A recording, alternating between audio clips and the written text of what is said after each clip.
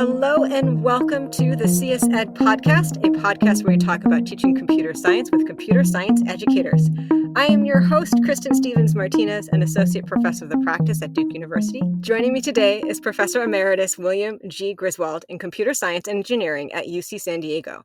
He does research in computer science education, software engineering, and ubiquitous computing. Bill, thank you so much for coming on the podcast. Thanks for having me. So today's episode is a TPB teaching practice Byte. In a single sentence, what would you say is your practice?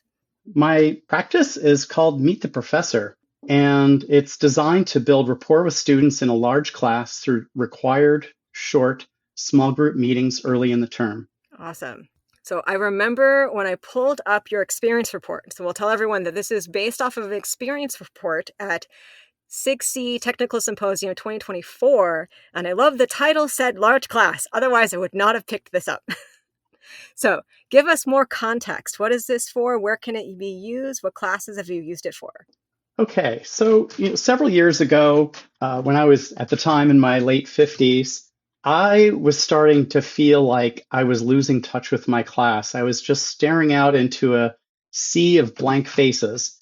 This was an upper division required software engineering class required for our majors, but taken by 30-50% students outside our major who are in computing adjacent majors. And I just looked out in that sea of faces, 200 students, and I just felt like this wasn't working. I remember reading about this idea of meeting with every student in the class, and I thought this was a great idea, but how could this possibly work with 200 students? That could take hours and hours and hours. But I set about to do this, and it took me a lot of time the first time. But through iteration, I came upon a method that I felt was, very scalable and helped me understand where students were coming from and increased what I felt was kind of a better type of engagement with the students. At this point, I have to take a step back and say that in researching this experience report, I learned that there are actually two definitions for engagement. So one is what we call behavioral engagement, and this is what you and I would typically talk about. Students are paying attention, they come to lecture, they turn in assignments, they study, things like that, behavioral engagement. Students define engagement differently. They define it emotionally. It's about how they feel about the professor, how they feel about the course. And there has to be a relationship among these, right? It's like if the students don't feel emotionally engaged, how are they going to be productively behaviorally engaged?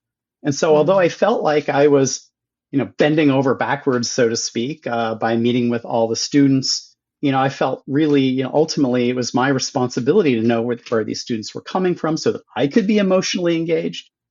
But also I hope that through their increased emotional engagement, I might be able to actually get better behavioral engagement. So I set about doing this. And by the way, it's just an additional motivational point. I survey the students at the end of every term after meeting with all the students. And I learned that a third of the students had never spoken to a CS professor at UC San Diego before. This is an upper division class where most of the students have had multiple classes at UC San Diego in computer science already, and yet they've never spoken to the professor. So this really, these things that I'm talking about here, the emotional engagement and this fact that a third of students had never spoken to a person like me before, tipped the balance away from interventions like collecting biographies from all the students, which is something very common. My wife does in political science. Mm-hmm. I needed to meet with them face to face, I felt. So that's the context. I had a lot of information there, but I think it was important to set that stage that we're trying to achieve behavioral engagement through increased emotional engagement. So let's talk about what the tip itself is. Like, what's the mechanics and logistics of doing all of this? Right. So as I said earlier, the idea is to meet with every student in the class.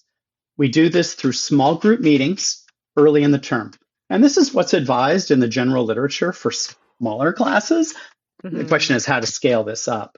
Yeah. And so here's what I do. The first day of class, I introduce myself to everyone in lecture, including some personal details about my family and my hobbies, trying to break through that sort of professional, veil. right? Mm-hmm. And then later in that first lecture, I introduce Meet the Professor itself and explain what it is, that it's worth 0.5% of their course grade. It's going to be due by the end of the month, which will be 3 weeks from now.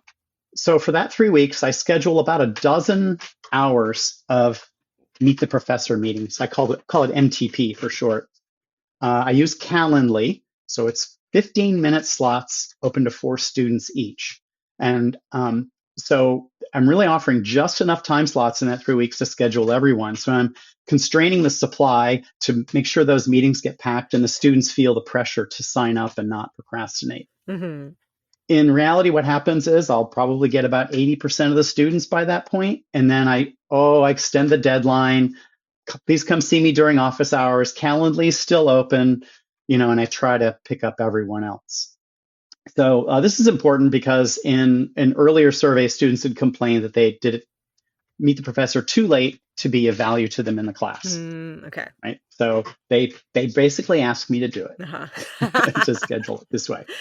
Right. So these meetings are held in an informal, relaxed setting. For me, it's in the outdoor cafe right outside our computer science building. We live in a warm climate, so even in January, I can be out there many days and move it inside on a potentially rainy day.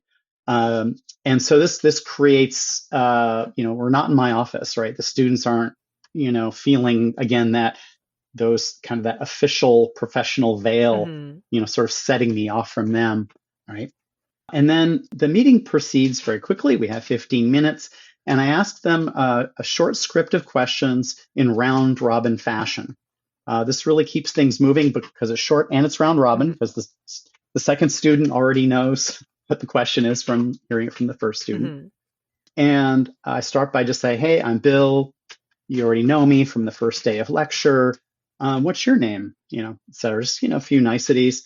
And then I say, so tell me, where are you from? What city are you from? Mm-hmm.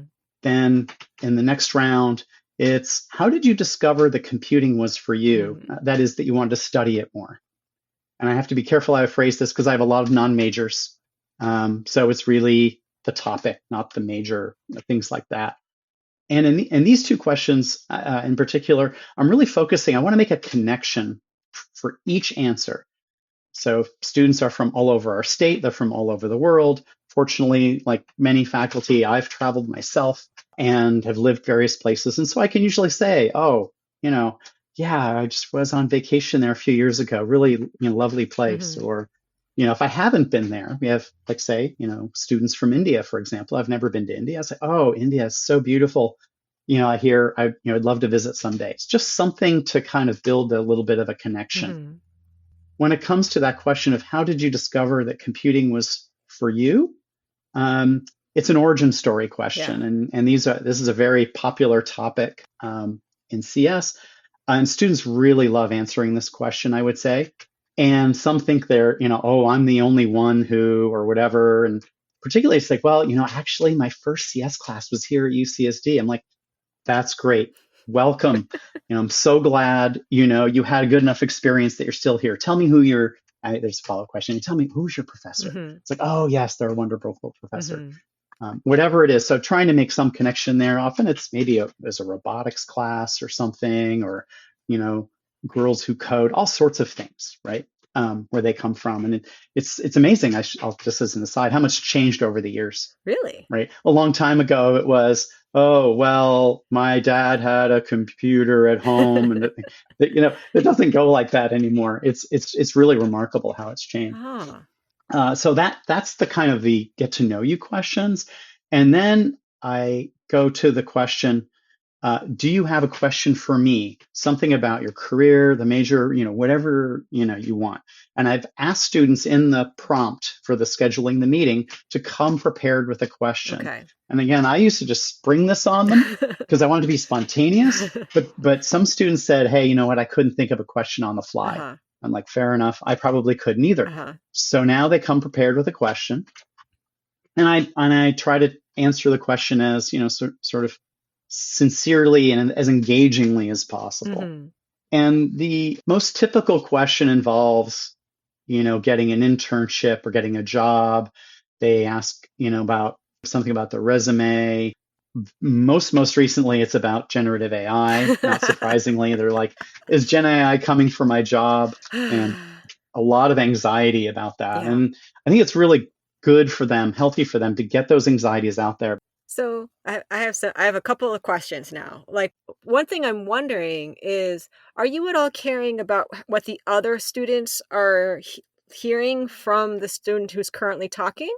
Yeah, that's a great question, and turns out to be very important. So when I first started doing this, I would schedule one person into a slot, Mm-hmm. and I said, and if you'd like, if you'd feel more comfortable, bring a friend or two from the class. Mm-hmm.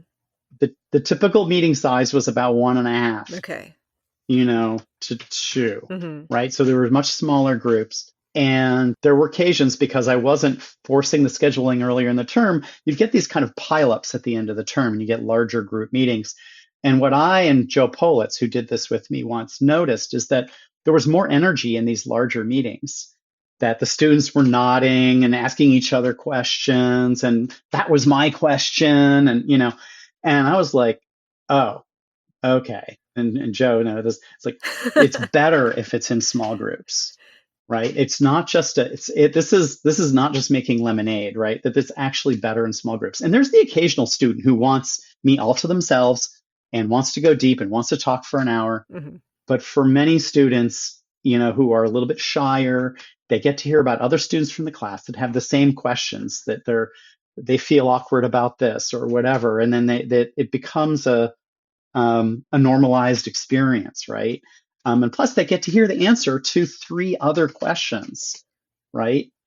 Typically. So Yeah. they get I'm having troubles getting an internship. Is Gen AI going to steal my job? What Mm-hmm. should I do to get an internship? Now they've gotten a lot more information, and it's taken 15 minutes, but Mm-hmm. Mm-hmm. I think it shifts the dynamic a little bit in terms of maybe the power dynamic isn't the right word, but it's more relaxed with 3 or 4, 5 people total, including me, rather than just 2 people, one on one can be a little bit intense. Yeah, well, it probably is a little bit the power dynamic because now it's like 4 on 1. They outnumber you, air quotes, Absolutely. um, and it's a little bit easier to feel the social cues from their peers. I think in the experience report you hadn't gotten that far because then, in essence, the experience report is a point in time, and it sounds like this has evolved since the experience report. Right, right. So there's a final section in the experience report. How could MTP be improved? And I basically implemented everything in there. This was exactly what I planned to do. I learned so much, both running it and surveying it, and then thinking really hard about it while writing up the paper. I had to make it coherent. So I came up with these 4 recommendations of what I would do differently. I did them all, and it's worked out great. And there are some trade-offs, right? And in particular, it used to take me 20 hours to run Meet the Professor. Now it takes me about 15 hours, right? It's at 12 hours at the beginning of the term, plus some makeup Mm-hmm. office hours, but those are office hours anyway. So maybe we could just say a dozen hours, a dozen special hours. And again, I'm supposed to be offering office hours anyway. Yeah. It would have been 6 office hours, I guess, 3 weeks, 2 hours a week. So the fact that it's 12, it's a bonus, 6 hours, 6 hours extra of my time. I find it to be, Mm-hmm. very much worth it. Do you have any other thoughts around where else could it work and where would it not work? Like I feel like you touched on it a little bit here and there, but like let's be a little Yeah. bit more concrete. So I can say that it's worked for me in a large, that is 200 student upper division computer science class for majors. And part of that is that students don't need my time until later in the term. For example, after the first midterm, and they realize there might be an issue, right? And the student's like, Professor, I want to talk to you about my midterm. Well, that's, 3, 4 weeks into the class. So we're done with Meet the Professor by then. Up till then, students feel like they're on top of the class. They don't need my time. And I have a large instructional team who are running labs and all those things as well. So that's how I can pack things in at the beginning at a sort of a small penalty to my time. Yeah. Uh, I think in a large lower division class, there are 2 problems. One is the classes might be much larger. I think our classes at UCSD get as large as 400 students. So that's a lot more instructor time potentially, or you're running larger meetings. Maybe you have to change the script a little bit. And you might have more students who want to come to office hours in week one Mm-hmm. because they get the first homework assignment and they're like, wow, what's going on here? Yep. Right. Whereas the upper division students feel like, they have their legs underneath them already. So those would be some challenges, and where I think you might need a different approach. I don't think meeting with the TAs is necessarily the right way. Mm-hmm. Students still kind of crave that interaction with the professor. Yeah. I had an interesting thought where like there's this general zeitgeist right now, it feels like, where office hour usage is going down, like across the board and everywhere. And there's partially this blame of generative AI, but like let's not speculate as to why, but like there seems to be this trend. And so I'm wondering if a practice like this actually there's more room time to actually do it than there used to be, just because something is replacing the use of office hours time. And so we're freeing up that time to, in essence, be more human with each other. That's a really great thought. And I'd already experienced the no one should coming to my office hours thing. I guess it's just now it's finally gotten to everyone else. But you're right, it does create a kind of room and a distinct purpose. There's some colleagues of mine in cognitive science here at UCSD, Philip Guo and his student, but they ran an interview study on RCS students, and found that not only were the students depending on AI more, but they were feeling like they couldn't go talk to people because Gen AI could answer it for them. Like they should only go to the professor, if they really couldn't get the answer somewhere else. And now they have one more place like that, right? Interesting. It's a really interesting paper. And so this was she, the lead author, cited this as a concern. It's like, wow, what's happening to our community?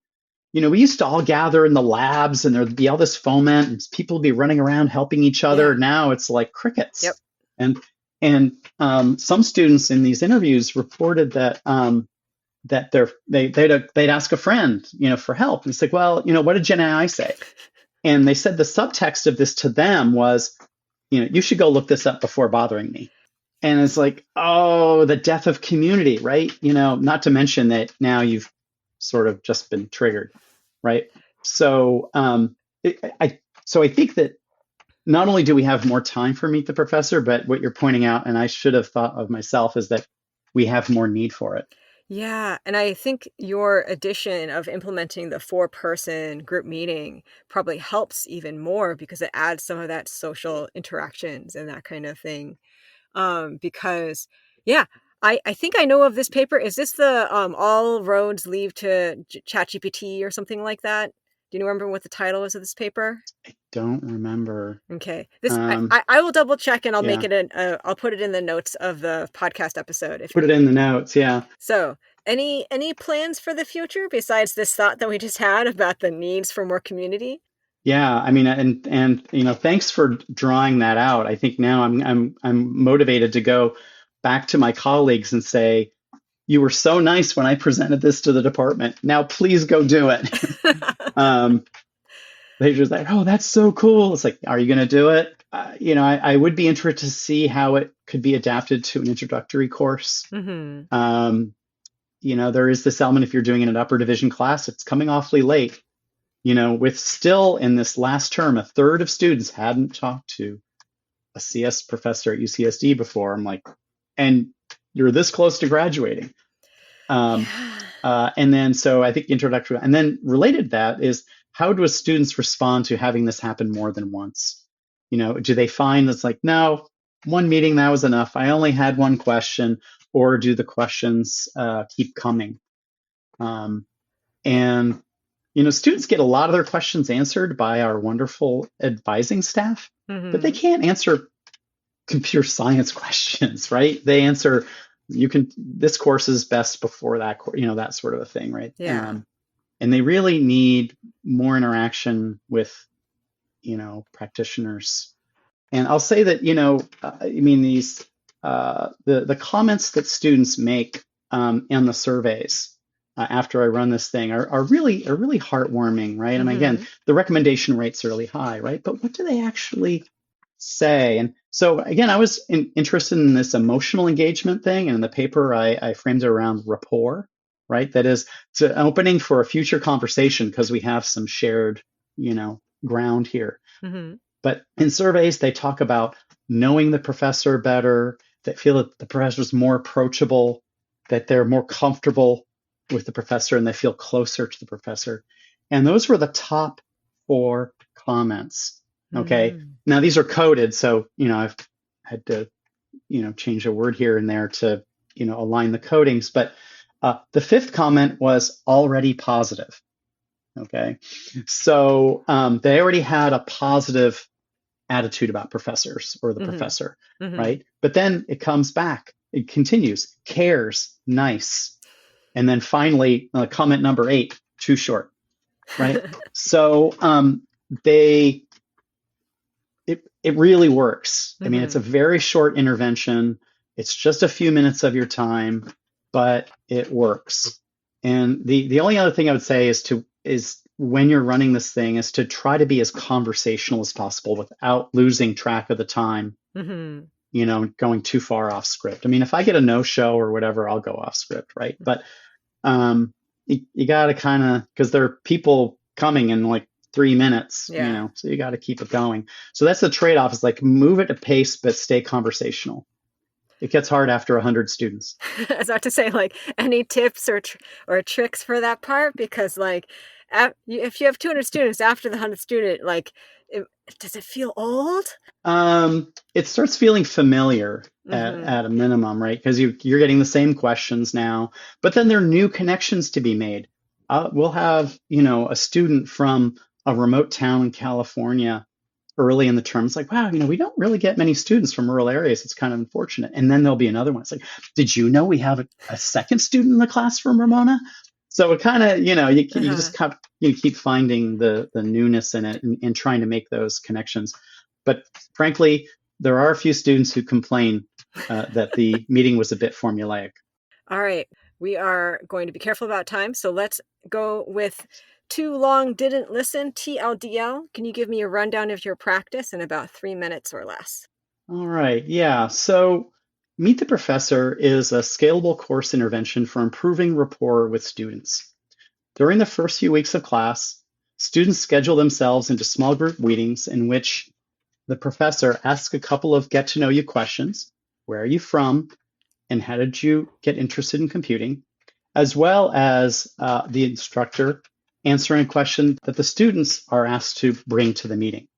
In the actual meeting, the professor tries to make a positive connection to the students' answers in the interest of building rapport. A third of students report having never spoken to a CS professor before this meeting, despite the context, for me anyway, being an upper division class. I think this really highlights the importance of these meetings. I'll also say that students are overwhelmingly positive about Meet the Professor, both as it was worth their time and they found it to be a positive experience, and they recommend that I keep doing it as an instructor. The most common suggestion for improvement would be a longer meeting, and that's up to you to decide whether you have that time. Yeah, with 200 students, I don't know about that. Thank you so much for joining us, Bill. All right. Well, thanks for having me. I hope I've convinced some people to take this up in one form or another and report back. I would love to hear about the experiences in this meeting. I've already picked up a couple of ideas that I think I'm going to try. So thank you very much, Kristen. Thank you for listening. If you know a colleague who would enjoy this episode, please share it or post it on social media. It really helps us grow. Want to support the podcast? Join us on Patreon at patreon.com/CSED podcast. Shout out to patrons Daniel Manesh, Kevin Lynn, and Daniel Prawl for helping to keep the podcast ad-free and supporting production. For past episodes, transcripts, and links, visit csedpodcast.org, and don't forget to subscribe so you never miss an episode. And otherwise, this was the CS Ed Podcast. I'm your host, Kristen Stevens Martinez, and producer is Chris Martinez. And remember, teaching computer science is more than just knowing computer science. I hope you found something useful for your teaching today.